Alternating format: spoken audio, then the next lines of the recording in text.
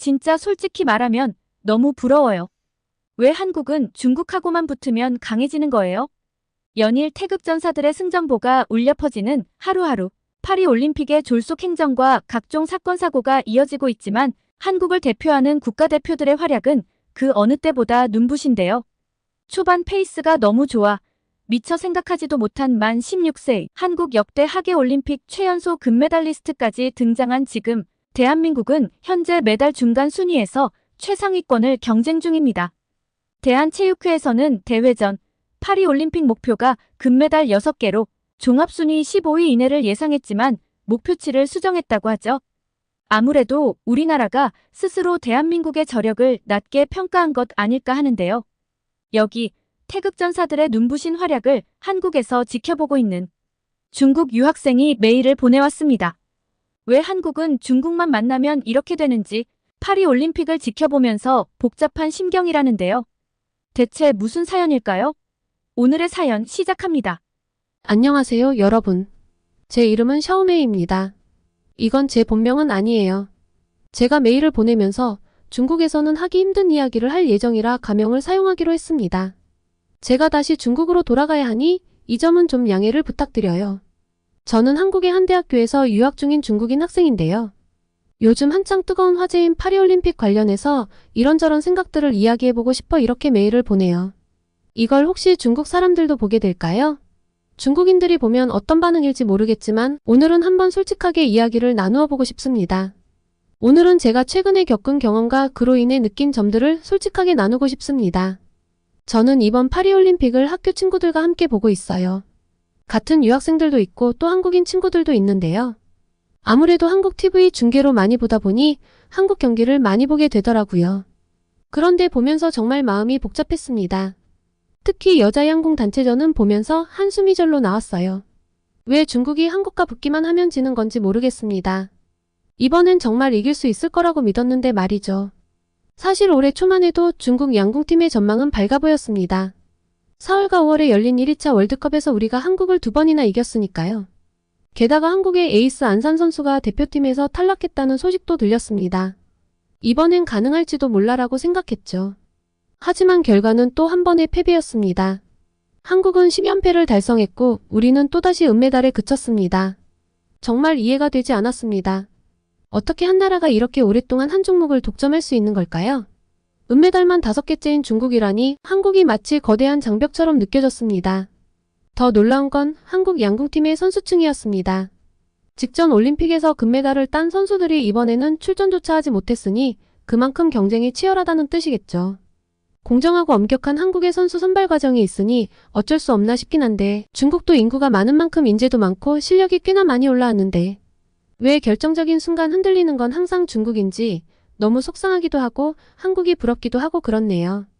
하기사 임시현 선수가 랭킹 라운드에서 세계 신기록을 세울 때부터 뭔가 느낌은 좋지 않았어요.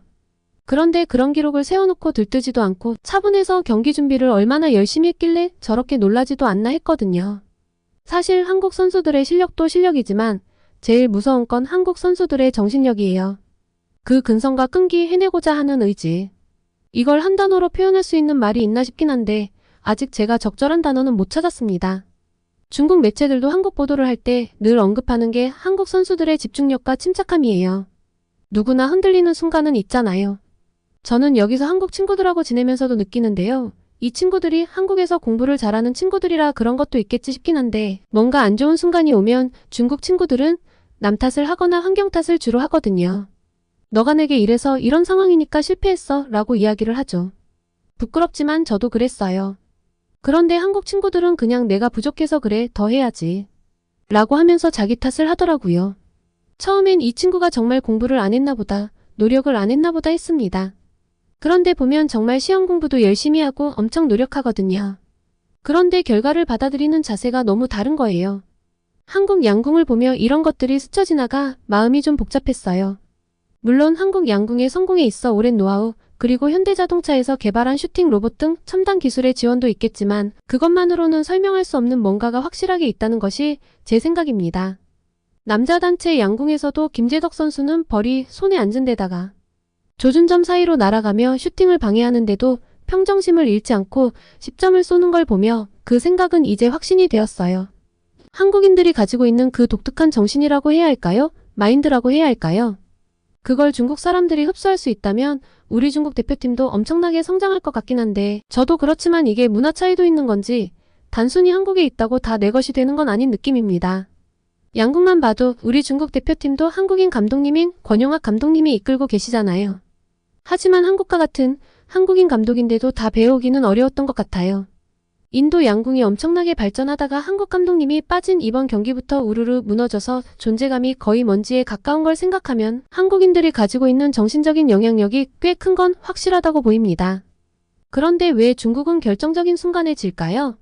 이걸 가지고 중국의 익명 커뮤니티에서 자기들끼리 이것저것 이야기를 하길래 저도 한국 양궁의 성공 비결을 알아보려고 이것저것 찾아봤습니다. 놀랍게도 한국은 현대자동차에서 슈팅 로봇까지 개발해서 선수들을 지원했네요. 사람이 아니라 로봇하고 경쟁을 해서 이길 때까지 연습을 하란 건가 하고 중얼거렸는데 이 정도로 첨단 기술을 결합해서 할 수 있는 모든 상황을 만들어 연습시켜주고 또 선수들이 맘 편히 운동에 집중할 수 있게 전폭적인 지원을 해준 것이 한국 양궁의 성공 비결 중 하나인 것 같다고 댓글을 달았습니다. 그런데 다들 하나같이 하는 이야기가 기술적인 지원만으로는 설명할 수 없는 뭔가가 있다는 거예요. 꼭 한국에 와서 살아보지 않아도 알 사람은 알고 있구나 싶었죠. 이걸 중국 선수들도 느껴서 이미 귀에 눌린 걸까요? 한국인들의 그 독특한 정신력이라고 해야 할까요? 마인드라고 해야 할까요? 중국의 에이스 리지아만 선수의 말에 의하면 한국 선수들이 화살을 당길 때 얼굴에 긴장한 기색이 전혀 없었다고 해요. 그 모습을 보고 오늘 우리가 이길 수 없는 상대를 만났다는 걸 직감했다고 하더라고요.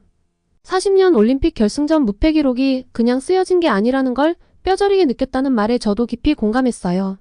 40년간 한 번도 금메달을 내주지 않았다는 건 단순한 우연이 아니라 이미 정신적으로 우위에 서 있기 때문에 가능한 것 같습니다. 제가 이렇게 생각을 글로 정리하면서 서서히 깨닫게 되네요. 그래도 참 신기한 건 한국에 와서 보니 양궁이 그렇게 인기 있는 대중적인 스포츠가 아니라는 점입니다. 저는 한국에 오기 전까지는 한국 양궁이 중국의 탁구 느낌이라 중국 사람들이 탁구를 많이 치는 것처럼 한국 사람들은 활을 다들 많이 쏘는 줄 알았어요. 그런데 아니더라고요.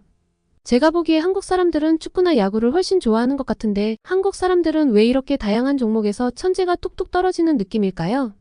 스포츠가 다양하게 발달하지 않은 나라인 것 같은데 왜 이렇게 다양한 종목에서 뛰어난 사람들이 튀어나오는지 궁금합니다. 특히 양궁은 생활 스포츠도 아닌데 말이죠. 이걸 가지고 일본에서 온 친구랑도 이야기를 해봤는데 그 친구도 엄청 분하다고 하더라고요. 인구수로 따지면 한국이 제일 꼴등인데 왜 매번 한국인이 갑자기 나타나서 뿅 하고 1등을 가져가 버리는 건지 모르겠다고요. 체육뿐만 아니라 음악도 그렇고 이상하게 한국과 붙으면 죽어라 노력한 게 허무해지는 느낌이라나요. 솔직히 말하면 처음에는 한국 선수들을 이기지 못해 속이 상했습니다. 하지만 이제는 그들의 실력과 정신력을 인정하게 되었죠. 어쩌면 우리가 한국에 자주 지는 것도 그들에게 배울 점이 아직 많다는 뜻일지도 모르겠습니다. 아니, 많죠. 일본 친구는 엄청 투덜대던데 저도 처음엔 인정하기 싫었어요. 이렇게 유학을 왔지만 전 처음에 한국에 대한 편견이 좀 강했거든요. 편견이라기보다는 다 아는데 내가 스스로 인정하기 싫은 느낌이랄까요? 이렇게 좀 이중적인 마음이었던 데에는 인터넷에서 본 댓글 탓도 있던 것 같습니다. 한국 사람들은 고기와 수박을 제대로 못 먹는다. 빈부격차가 엄청 심하다는 등의 말들이요. 심지어 한국 유학을 준비하면서 어머니는 너 고기도 제대로 못 먹고 그러면 어떻게 하니? 하면서 제게 한국에서 먹을 게 부족하거나 부실하면 바로 연락하라고 신신당부를 하셨습니다. 바로 국제 택배로 통조림이든 뭐든 붙여주시겠다고요. 지금 엄청 황당하시죠? 당연히 엄마는 그런 택배를 보낼 일이 없었어요. 어머니께서 잘 믿지 못하시길래 제가 오죽하면 마트에 가서 영상통화까지 했겠어요. 아, 물론 한우는 비싸요. 그런데 뭐 꼭 한우를 먹어야 하는 건 아니니까요. 다른 육류는 충분히 먹을 만한 가격대이고 해산물도 풍부했어요. 제 한국 친구들 보면 정말 잘 먹어요. 오늘은 오징어, 내일은 광어, 모레는 소고기. 다양한 음식을 즐기는 모습을 보면서 한국인이 고기를 못 먹는다는 말이 얼마나 황당한 소리인지 알게 됐는데 그때 생각을 하면 아직도 얼굴이 화끈거립니다.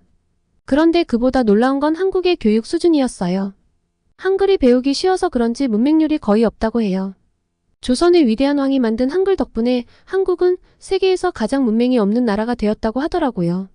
반면 중국은 한때 문맹률이 80%에 달했으니 정말 큰 차이죠. 그래서 그럴까요? 사실 부모님이 꽤 돈을 잘 버셔서 저희는 중국에서 꽤 잘 사는 편임에도 불구하고 한국 사람들의 생활 수준이 전반적으로 더 높아 보였어요. 그리고 무엇보다 다들 깔끔하고 예의를 지켜주는 모습이 인상적이었습니다. 아마도 높은 교육 수준 덕분이 아닐까 합니다. 제가 이런 이야기를 하려고 익명으로 메일을 쓴 거기도 해요. 올림픽에서 누가 이기고 지고 이런 것도 흥미로운 관심사이지만 저는 그 뒤에 숨은 한국인들 특유의 마인드, 정신력 이런 것들을 더 많이 느꼈거든요. 그런데 중국에서는 이런 이야기를 대놓고 하기가 어려워요. 이런 이야기를 제 개인 SNS에 대놓고 하면 아마 전 댓글 테러와 신상정보 공개로 나만 할 수가 없을 거예요. 인정할 건 그냥 인정하고 배울 건 배우고 성장할 수 있는 부분은 성장하면 좋을 텐데. 이게 아까 제가 말한 인정하고 받아들이느냐, 주의 탓을 하느냐의 차이 같습니다. 이번에 금메달을 딴 오상욱 선수 역시도 배울 점이 너무나 많죠. 사실 전 처음에 그의 잘생긴 외모 때문에 관심을 가졌어요. 큰 키, 다부진 체격, 조각 같은 얼굴까지 제가 좋아하는 드라마 속 한국 남성들보다 더 연예인 같은 얼굴인데 이 사람이 진짜 운동선수 맞냐고 한국 친구들에게 몇 번이나 물어봤는지 몰라요. 그래서 이번에 오상욱 선수를 엄청 응원하면서 봤거든요. 단순히 그냥 얼굴만 보고 끼아하며 좋아한 느낌이라 좀 부끄럽긴 한데 이해해주세요. 잘생기긴 잘생겼잖아요. 하지만 경기를 지켜보다 보니 그의 실력과 인성을 알게 되어 더 큰 감동을 받았습니다. 오상욱 선수가 결승전에서 보여준 페어플레이 정신에 한 번 더 반해버렸거든요. 상대 선수가 넘어졌을 때 그를 공격하는 대신 일으켜 세워준 모습에 제 심장이 얼마나 흔들렸는지 몰라요. 심지어 경기 시작 신호를 못 들은 상대 선수에게 경기가 시작됐다고 알려주는데 중국 커뮤니티 댓글은 폭발했습니다. 중국에서 이 소식을 전하는 캐스터들도 제가 정말 놀라운 장면을 보았습니다. 오상욱 선수의 행동이 얼마나 굉장한 일인지 말로 표현할 수 없습니다. 오상욱 선수는 올림픽 정신 그 자체였습니다. 라며 감탄하는데 다 반해버렸다 싶었죠. 게다가 키도 크고 잘생겨서 지금 중국에서는 오상욱 선수 팬클럽이 만들어지려고 합니다. 벌써부터 사람들이 인터넷에서 모이고 있어요. 결국 이렇게 다들 한국에 관심도 많고 한국 좋은 것도 알고 한국 사람들 좋은 것도 아는데 왜 대체 이렇게 댓글에서는 다른 이야기들을 해대고 있을까요? 제가 유학을 온 지 이제 1년째거든요. 지금이야 이제 다 적응했고 너무 편하지만 댓글에서 하도 다른 이야기들을 해대는 통에 처음 서울에 도착했을 땐 좀 힘들었어요. 아까 말했던 고기 이런 거 말고도 솔직히 말해서 좀 당황스러웠어요. 중국에서 들었던 한국의 이미지와는 많이 달랐거든요. 저도 베이징 출신이라 대도시에는 익숙한데 서울은 또 다른 느낌이었습니다. 베이징도 꽤 깨끗하게 유지하고 있거든요. 한국에서 중국의 이미지가 좀 더럽고 정신없고 그런 것 같더라고요. 변명을 하자면 예전엔 좀 지저분하기도 하고 그랬는데 요샌 안 그렇거든요. 특히 공항 이런 데는 엄청 관리해요. 그런데 서울과의 차이는 바로 사람이었어요. 지하철역에서 뭔가를 먹던 사람들이 쓰레기를 함부로 버리지 않고 꼭 쓰레기통을 찾아버리더군요. 이런 시민의식이 도시를 깨끗하게 만드는 비결 같았습니다. 처음에는 아무데나 내다 버리지 않는 그 모습이 얼마나 충격이었는지요. 특히 인상 깊었던 건 한 달 가까이 지내면서 신발을 한 번도 닦지 않았는데도 신발 표면에 먼지가 쌓이지 않았다는 점입니다. 베이징에서는 상상할 수 없는 일이죠. 한국 미세먼지 이야기를 하던데 사실 전 잘 못 느끼겠더라고요. 게다가 서울의 자동차들도 깔끔했죠. 베이징 거리의 자동차들이 먼지를 뒤집어 쓴 것에 비하면 서울 거리의 차들은 금방 세차한 것 같았어요. 그뿐인가요? 식당에 가면 음식이 정말 깔끔하고 위생적이에요. 고급 음식점뿐만 아니라 일반 식당도 깨끗하게 정돈되어 있으니까요. 길거리 음식도 마찬가지예요. 튀김 노점 옆에서조차 쓰레기나 오물이 보이지 않았어요. 한국 사람들은 빈부와 관계없이 공중위생에 대한 공동의 사명감을 가지고 있는 것 같았습니다. 그래서 그런지 저 사실 한국에 와서 튀김을 많이 먹게 됐어요. 중국 사람들은 튀김을 많이 먹는다고 알고 계시던데 전 중국에서 튀김을 먹으면 여드름이 올라와서 먹지 않았거든요. 몸매 관리도 해야 하고요. 그런데 한국에서는 똑같은 튀김인데 덜 기름지고 여드름이 안 나더라고요. 한국 사람들이 옷을 잘 입어서 저도 예쁜 옷을 입고 패션을 좀 따라가려면 몸무게 관리를 해야 하는데 한국에 와서 완전 식욕이 돌아서 큰일입니다. 아주 솔직히 물가가 베이징보다 훨씬 비싼 것, 그리고 음식이 맛있어서 입맛이 도는 것만 빼면 전 정말 한국이 좋아요. 노점에서 파는 간단한 튀김도 중국보다 훨씬 비싸서 조금 놀라긴 했는데 그만큼 품질이 좋아서 이해는 돼요. 한국은 비싼 만큼 비싼 값을 하니까요. 밤늦게 돌아다녀도 안전하고 가짜 물건이나 음식에 대한 걱정도 없고 차들이 보행자를 우선으로 배려고 있어 이런 면으로도 안전하죠. 베이징에서는 보행자가 차를 조심해야 하는데 서울에서는 차들이 보행자를 먼저 배려하더라고요. 신호도 잘 지키고 무단횡단하는 사람도 거의 없었습니다. 제가 한국으로 올 때 부모님께서 엄청나게 걱정하셨는데 정말 쓸데없는 일이었어요. 1년 남짓 한국 생활을 하면서 가장 크게 느낀 건 작은 것 하나하나에 신경 쓰는 한국인들의 섬세함이었습니다. 거리의 청결함부터 시작해서 음식의 맛, 서비스의 질까지 모든 면에서 한국인들의 꼼꼼함을 느낄 수 있었는데요. 특히 학교 기숙사의 시설에 놀랐습니다. 각 건물마다 식당, 스터디룸, 체육관, 독서실, 활동실은 물론이고 의류 세탁, 건조, 다림질 장비까지 갖추고 있었어요. 심지어 인쇄 장비까지 있어서 부족한 게 전혀 없었죠. 더 놀라운 건 시설 관리였어요. 뭔가 고장나면 중국과 달리 처리 속도가 정말 빨랐습니다. 보통 하루도 안 돼서 수리가 완료되더라고요. 공중화장실 문화도 정말 감동이었습니다. 모든 공중화장실에 휴지가 비치되어 있어요. 그것도 무료로요. 중국에서는 상상도 못할 일이죠.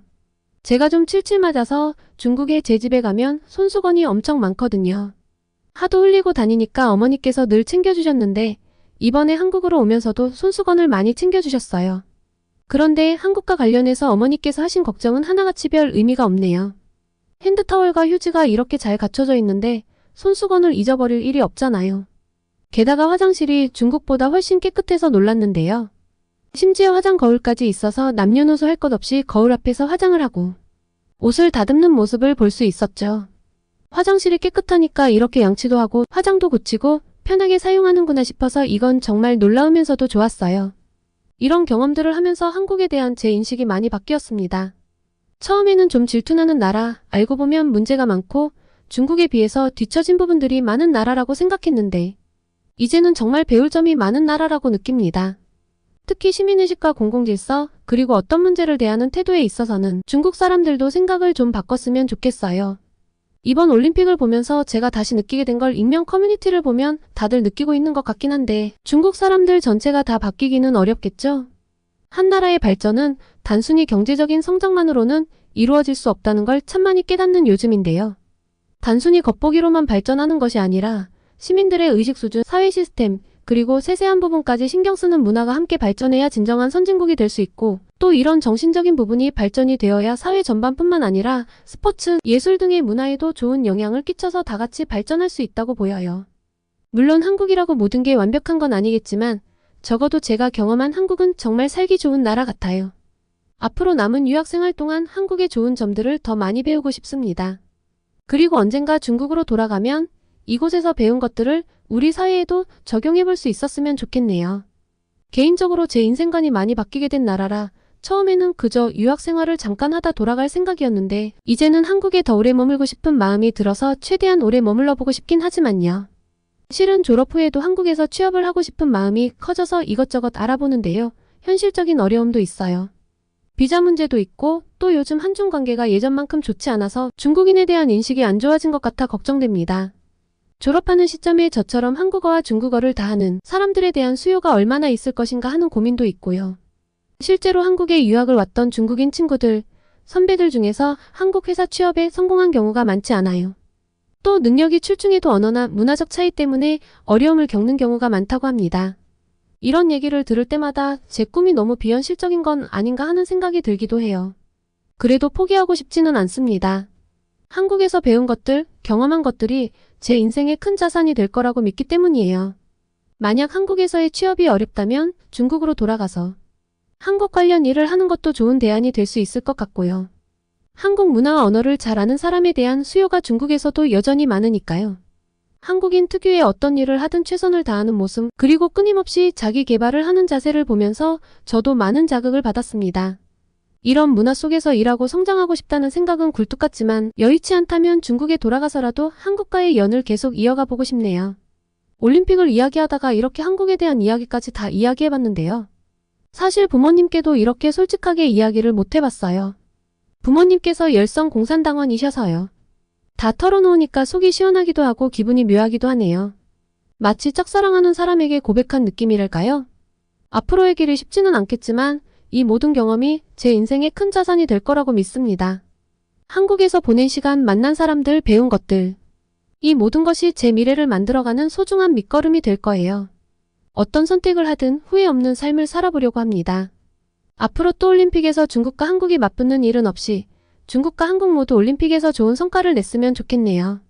날씨가 많이 더운데 다들 건강한 여름 보내세요.